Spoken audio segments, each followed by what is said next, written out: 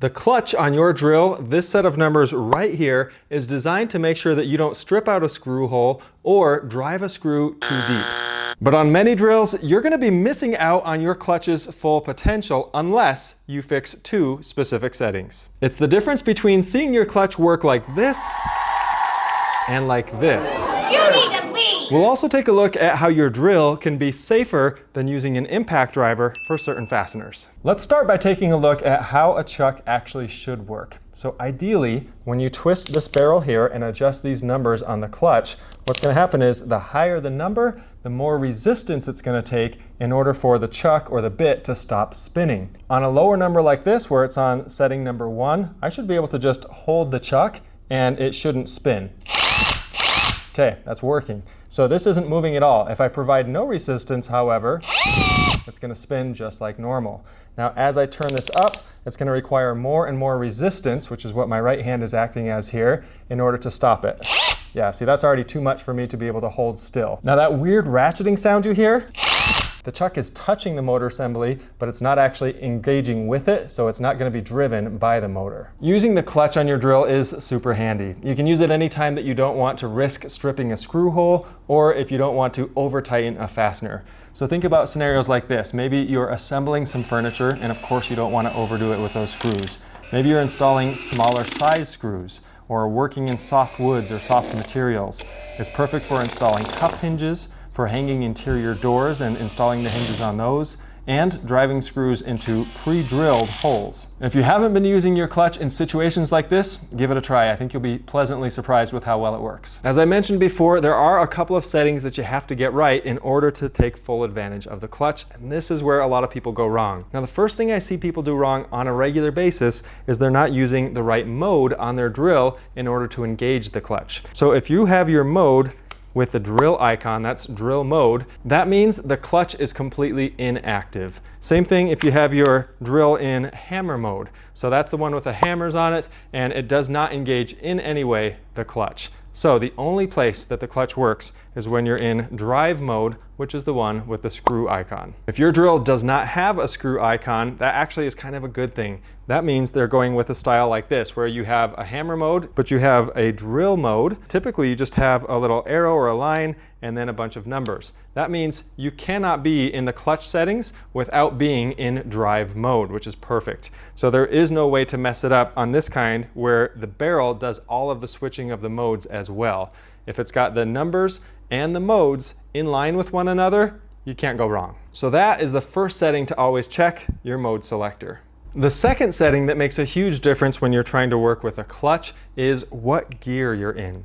Now, this totally depends on the drill itself. My flex drill over here, for example, this thing is an absolute beast. I love using this drill because it's got up to 1,400 inch-pounds of torque, it's got anti-kickback, and it's just an absolute powerhouse. That said, it is as delicate as can be when you tell it to be. So right now I'm in first gear on this, and I'm in the clutch setting number 1, so it's the lightest one. And as I spin this, it'll do fine. But if I put any resistance on this thing, it's gonna stop. So right now it's not spinning, I'm just holding in place with a light touch. On the other hand, my Ryobi over here, this thing's also in first gear. It's also in the lightest clutch setting. And when I spin this, I have to squeeze a lot harder in order to get it to stop. So this one definitely works a lot better in the highest gear.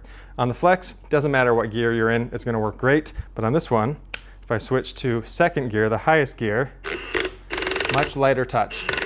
Still a little more resistant than I'd like, but it's a much lighter touch than it was in first gear, and the gear makes all the difference. So if you're trying to use your clutch and it's still overdoing it, just double check what gear you're in, slide it into that highest gear. By the way, I've created a really simple drill feature guide that I want to give away to you for free. This is the type of thing that you can print out, hang it by your chargers, and reference it anytime to know exactly how to use every feature on your drill, and even how those features affect one another. Right now, we're offering the downloadable drill guide, which normally sells for $5, absolutely free in our DIY community. If you want to check out our drill feature guide, absolutely free. And if you want to share a little bit of what you know in the DIY community and hopefully learn from others as well, you can use the QR code on screen here or the link in the description. Again, everything about it totally free.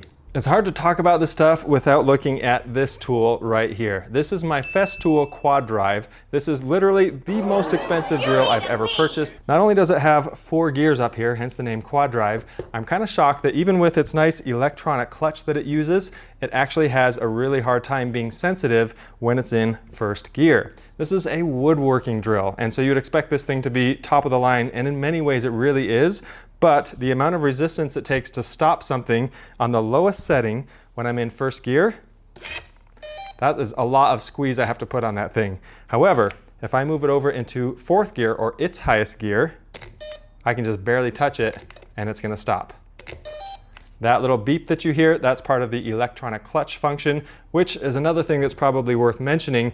That is becoming more and more popular in drills today. As for me, I still haven't come to a conclusion on whether I think the electronic clutch is actually a good thing, because I've got a bunch of drills that have electronic clutches and a bunch that have mechanical clutches. I kind of like them both, but a lot of people really do not like the electronic clutches. Another super important note here is that just because there are certain numbers on all of these different clutches doesn't mean they equal the same amount of torque or resistance. So for example, a DeWalt here and here and here and here, I've got 4 of them right in front of me. They may all have actually different torque amounts for the different numbers or graduations on the clutch collar. So be aware of that. Definitely across brands, but even within the same brand, they may be different.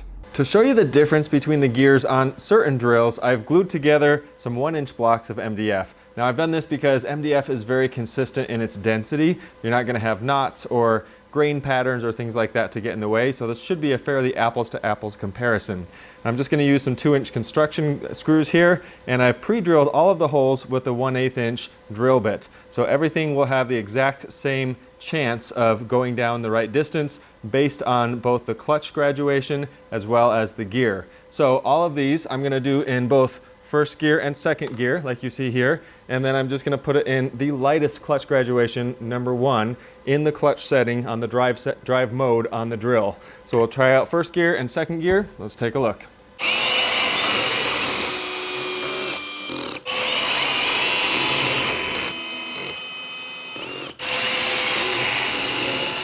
Holding on to this thing. Pretty interesting results here. So these drills over here, these are the ones that actually did better in first gear than in second gear. And what's more interesting, of the 5 brands that had one of those first gear anomalies, 3 of those actually did better in first gear only on one of their drills, but also did better in second gear on other drills. So pretty inconsistent. Overall though, it's pretty clear that the second gear or the highest gear will outperform as far as clutch sensitivity the lowest gear. Earlier, I promised you a tip about times when a drill would actually be safer and in a lot of ways more convenient than using an impact driver, which is pretty much always a higher torque machine than the drill. To be clear, most of the time when you're thinking ahead and saying, okay, I think it makes sense to use my clutch in this case because I don't want to strip out the screw hole or I don't want to overdo it and drive that screw too far in, usually that's the best time to use a clutch. That being said, there are some additional cases that you probably wouldn't normally consider for using a drill instead of an impact driver.